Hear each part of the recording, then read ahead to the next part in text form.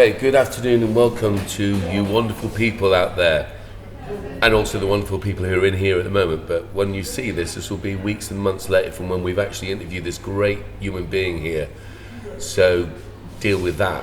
Anyway, welcome to the S.H.O.P, the social hub of positivity. We're in the social hub, and we go onwards and upwards. We're very saddened. This week is the week that we've lost a very dear friend and supporter of Can Do's, but we'll do a special dedication to the wonderful Barbara Beasley when we all get our sort of breath back. But she was a massive part of what we do at the shop, and she will be greatly missed, but left a great legacy. So I'm going to withhold my tears at the moment and just get on with it, and then there'll come a time we're going to put up a memorial window that, in fact, Barbara used to specialise in dressing for us. So big love and respect to Barbara, and we'll be putting up various things over the weeks. But without wishing to sound like I'm just going to get on with this interview, I am just going to get on with this interview because this wonderful man here is Mike. What's your last name? Mick. See, that's funny. I've got brothers called and cousins called that. Some of them are called Mike. Some of them are called Mick. I'm a Mick. Hello, Mick. Where are you from? Liverpool originally. Perfect. So you're technically Irish. You could say, but no, I'm Liverpudlian. Yeah, which is literally the capital of Ireland. Anyway, what's your last name? Churchward. All one word. Churchward. Churchward. That's a fantastic name. It's the only one I've got. Yeah, well, you know what? Keep it. It's working. I've grown accustomed to it, and I do like the feel of it now, after 80 years. Wow. 80 years, you're not doing bad. I'll have a couple of pints of what you're drinking then, because you are doing well. That pottery, can we show you some of the pottery? Will you film some of the pottery? So when I say this to Maya, that pottery, we cut to your pottery over there. Lovely, thank you. Tell us about your pottery, because it's absolutely fantastic. I like a bit of pottery. What's the history behind that? I started doing evening classes when I was probably about 33, 34. Not long being out of the RAF. 2 hours a week in the Forest of Dean. And it grew and I enjoyed it more and more. And then I did a BTEC course in the Forest of Dean, Royal College of Forest of Dean, whatever. The Royal College of Forest of Dean. No, I forget it. I get it all mixed up. It's and I just did. It was a week's course, a full week, for 2 years. Oh right. It was everything from wedging clay and mixing it to putting it in the kiln, firing it and emptying it out. And when I left there, to move this part of Wiltshire, we moved, my partner and I moved because we were supporting two special needs grandchildren. And I didn't realise... Can I move this closer? Because there's a lot of background noise. Sorry, mate. Okay. And I didn't realise when we were coming here that there was anyone in the area doing any pottery. And I gave away a wheel, an awful lot of ceramic views and a lot of other stuff, but I had the wit to keep my tools. Yeah. And then I found out after we'd been here about 2 years that there was a course that operated in Frome College, or Frome School, but the workshop is in the school, but adults are the ones that attend, and I go there on the Thursday morning, and I do the morning and the afternoon, so I do 2 sessions. Yeah. And that's where the vast majority of the pots that are over there were made. There's a couple where I go back a few years, and I've got lots more at home that go back years. Yeah. And as Jackie said to me, when you pop your clogs, what are we going to do all that stuff that's on the shelves in the garage? And so it's good stuff, but it's been around a while, and I'd like to pass it on and do something with it. That's fantastic, because, you know, as you're about to see people, and obviously if you are near or in and around Chippenham, please come in and see all the variety of art from local artists, actually some of them far and wide, but check out this pottery. You'll know what I'm talking about. It's what you have, you know, say you have to be seen to be believed, but in a way that is one of them ones, isn't it? You have to feel it, look at it. It's a nice variety of shapes and sizes and all that sort of good stuff. So, you said you were in the RAF. When did you come out of the RAF? I came out of the RAF when I was 30, 1973. 1973. We had just come back from RAF Nicosia in Cyprus. I was in Akrotiri a few years earlier than that. What years? 69, 66 to 69. Right, so we went there in the 70s, so we missed each... Well, I say we, I was 5 when we went there and 8 when we came back. We just came back, we came back before the coup in 74. 74, So where else were you? Prior to Cyprus, I was in Shetland for 3 years. Right, so were you on... Radar. Right, I was about to say, when you said Akrotiri and then Shetland's like, radar, isn't it? Yeah. Did you ever get a boomer? Boomer, no. Yeah. No, I went from... I did a fitters course at Locking. I started off as air radar. Yeah. So working on aircraft, although I was in the radar bay servicing the aircraft kit that came out into the radar bay. Yeah. And that was the V-bombers. I was working on the kit that came out of the Victors, Mark 1 and Mark 2. Yeah. Because I couldn't get a fitters course in air radar, I changed to ground radar. Right. And I went to Locking and did the course down there, and then I began working on early warning radar. Yeah. And that's how I finished at Hampton. The nodding willies, as we used to call them. The nodding horror, yes. Yeah. Hide finders, yes. Yeah. Sorry, I was just fascinated only because my father, as we say, was in the RAF for 35 years. Interesting. A lot of places are shut down now, aren't they? Oh gosh, bases. yes. It's like a small club comparatively. Yeah. Did you enjoy your time in the RAF? Oh yes. I started at 15 and a half, joined as a boy entrant. Wow. And I left it just gone 30. Fantastic. So what did you do after that? Went to Xerox for 10 years, designing test equipment, which I wasn't very good at. Got involved in trade union work, which I was pretty good at. Good. And, Fair play. What trade union was it? TAS, ridiculous name, isn't it? Guaranteed to put everybody's back up. TAS is associated with Russia, isn't it? Yeah. They're a news agency. Technical and supervisory, I don't know, something of that nature. I mean, I can't remember now, it's so long ago. But it gave me an insight to personnel management. Right. And I did a diploma in management studies over the years, and got involved in youth training. Spent 10 years doing that as well. And it's almost like being on crusades. I finished up being an advocate for older people and managing an older person's charity, which I got through registered charity, which I thoroughly enjoyed doing. And as I was getting older, I realised I was working for my future as well. Yeah. But then we left Gloucester, so I left what we gained behind. Yeah, but good experience. Yeah, of course, and it's also adds to the fibre of all our community, isn't it? If people are doing positive things. Yeah. Like I would say, trade unions, it sends horrors because most people are conditioned and that's why our system is like it is, into believing that somehow trade unions are bad things or that they are misrepresenting. It's like I'd never joined one. Yeah. And then when I got to ranks, I'd been there 2.5, 3 years, and I went to a couple of the meetings, and I thought, gosh, this really is so. What's the word? It was honest. Yeah. There was no manipulation. People were. It really was a good thing to do. And so I thought, well, I'm not going to sit on the outside. I'm going to get involved. Fair play. And I finished up being chairman for a few years. Yeah. That's Mouthy, Liverpudlian. No, it's perfect. It was very democratic. That's absolutely perfect. Who's that for? Nick. Good. I was going to say because my I'm all team. good. Yeah, thank you. Lovely job. Thank you. Thanks, Sam. That's the fair play. Now, and basically, this podcast is also manner of things, but essentially, it's come about since the pandemic that we're talking to different people from different backgrounds, in the hope that people that watch it will be inspired. And there's a lot of people from, like I say, all different backgrounds, different ages, whatever, doing interesting things or things of interest. And I think that sometimes the stories get lost, that people don't, we have a very controlled media. I don't think people really understand that it's the sort of the major media systems in this country are run by vested interest. Yes. the BBC is controlled by the government, which people don't get, they don't understand, and it's kind of not representative at all, really.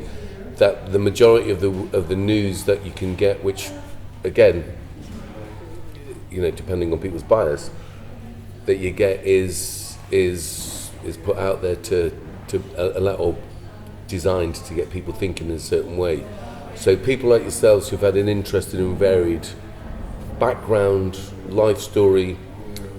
I love the fact that, obviously you've been doing it a while now, but the pottery is the inn, this space, this hub. Yeah. A lot of people come in and they're looking at the art, and rightly so. And it's lovely, isn't really it? is. Exactly. And then you've got the man shed.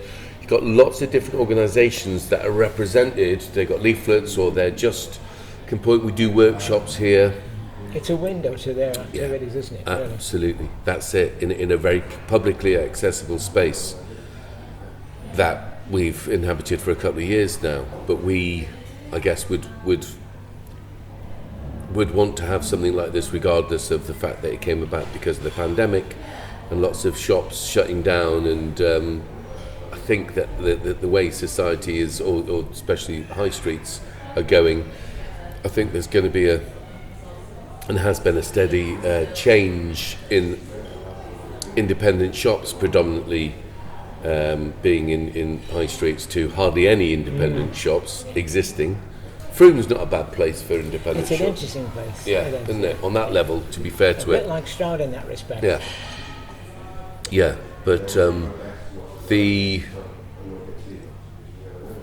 spaces that are becoming available in every place have been either taken up by hair salons, stroke barbers, coffee shops and charity shops. Yes, that's the basics. Yeah. And as much as, we part of what we do as a CIC, we in this try to raise money, but to do workshops and to work alongside those that wouldn't have the access to arts, to all the arts, the music, the 2D, 3D, film, you name it, in order for them to make sense of their own emotional journey and that how they fit into the context of their communities and society. So promoting the arts and allowing and finding the backstories of people is really interesting, and literally that's why we do this, to promote obviously people's projects and art exhibitions as well. But again, what we'd like people to come down, if they can, if they're in the area, to come and see your pottery. I hear on the grapevine that you might also be volunteering here. Yes, I've got my, whatever it's called. DBS. CBS, thank you, yes. Yeah. That's come through a couple of weeks ago. Wicked. And the idea is, yes, I would come along and volunteer, yeah. Well, that's fantastic, because again, not just in this context, but the fact that it's really useful that you're both an artist and a volunteer, because anyone wants to point at to meet the artist, which I think is a lovely thing. It is handy, yeah. Do you know what I mean? That you can actually meet the artist, talk about all sorts of stuff. A lot of our artists actually do their art. I wonder, could you ever do any pottery in here? I don't know how you would organise it. I don't have access to a kiln. No, but the kiln's the least well raised, isn't it? Once you've got the clay, yeah. One of the fellas here's got a kick wheel. Yeah. He spoke to me when I came in a few weeks ago. Yeah. I can't accommodate it, it's far too big. Kick wheels are usually quite large, yeah. And I couldn't put that in the garage. My boss would kill me. But your boss being your missus? Yeah. Talking about bosses and missuses. Oh yeah.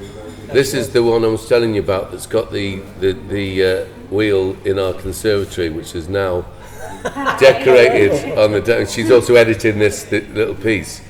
I was just saying to Mick about, because he's going to become a volunteer in the shop, about, this is Maya.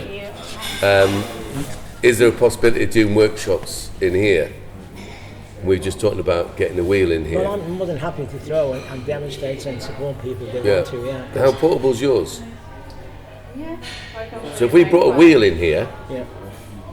You need clay after that. And clay, water, but then obviously we'd dry it out and then take it to a kiln, but you need to find a kiln. No, Mick doesn't either. He uses the one in Froome, but I think even just the joy of people who've never done pottery, having a little go on it. Yes. So maybe as a don't want to overwhelm you with, but you've seen that pottery, you love it, don't you? Yeah. That's all thrown on the wheel.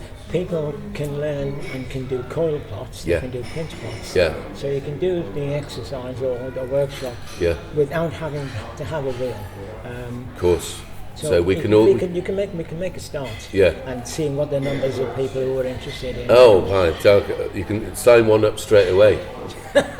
Maya would definitely. She's loving it. And to be fair to her, I've been amazed. She's just come from nothing to being able to do some quite decent little pots as it goes. Good for you. Yeah, it is. Well done. It's not easy throwing clay. Everybody, they see people do it and it looks like most skilled individuals. They make people look. Yeah. People make it look easy. Yeah. Till you try it, you think, dear God. Yeah.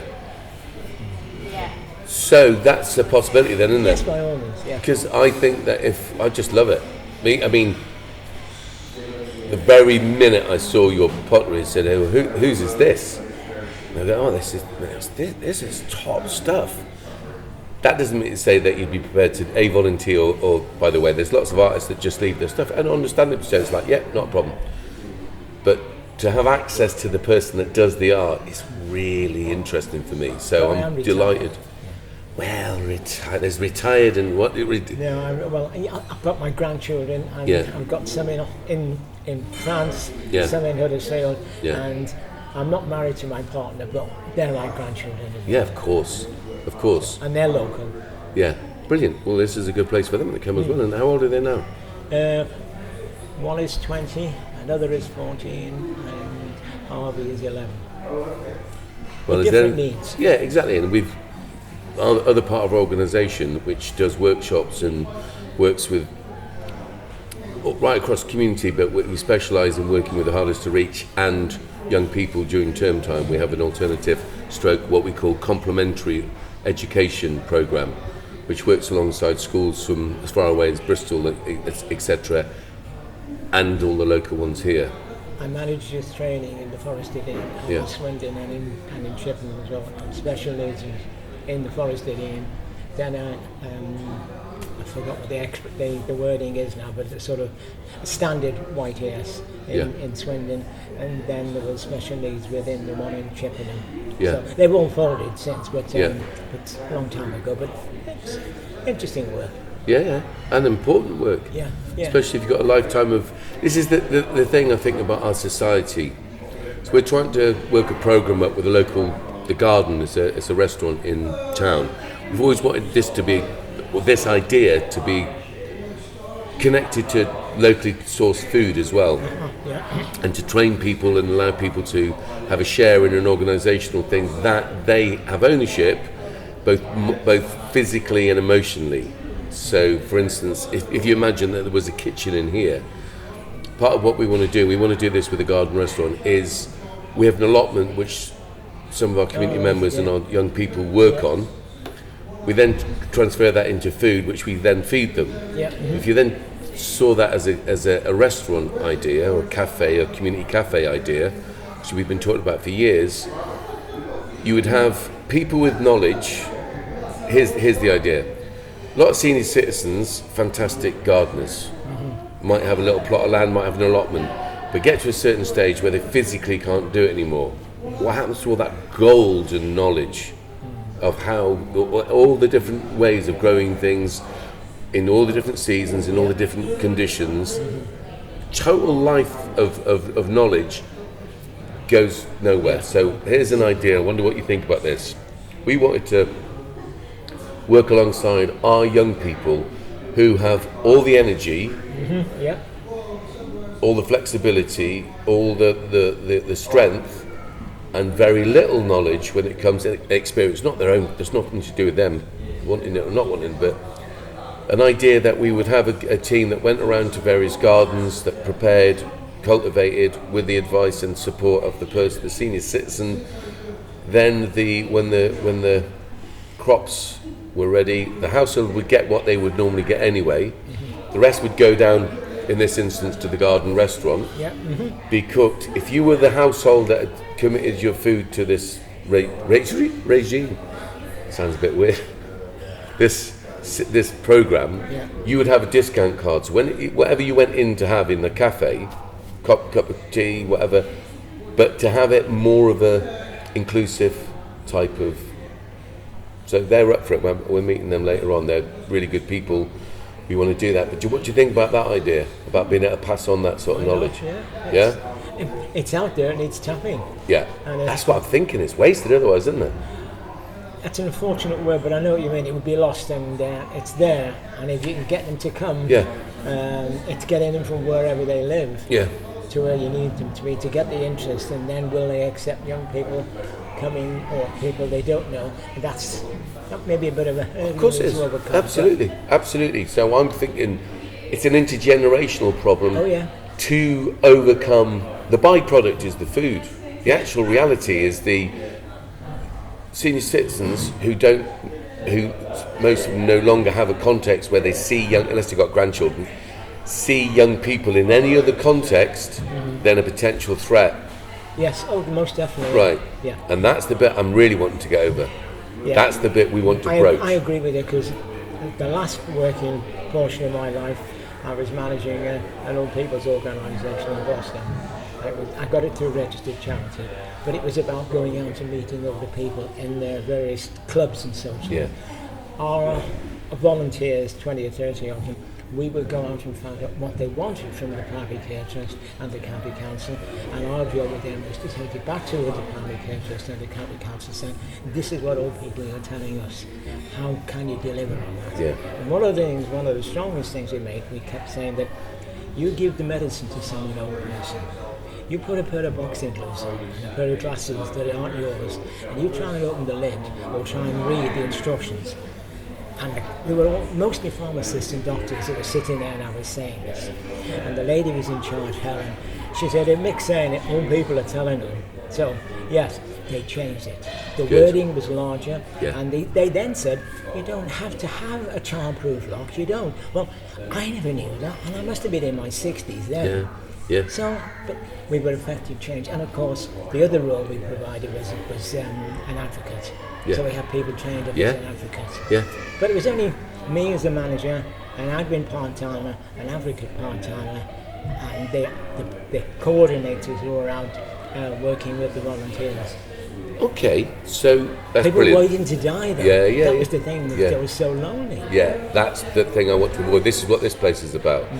Why don't we, as well as doing the pottery, I don't want to again overwhelm you. I do, however, want to tap in to the great dam almost of reservoir of knowledge that you've got.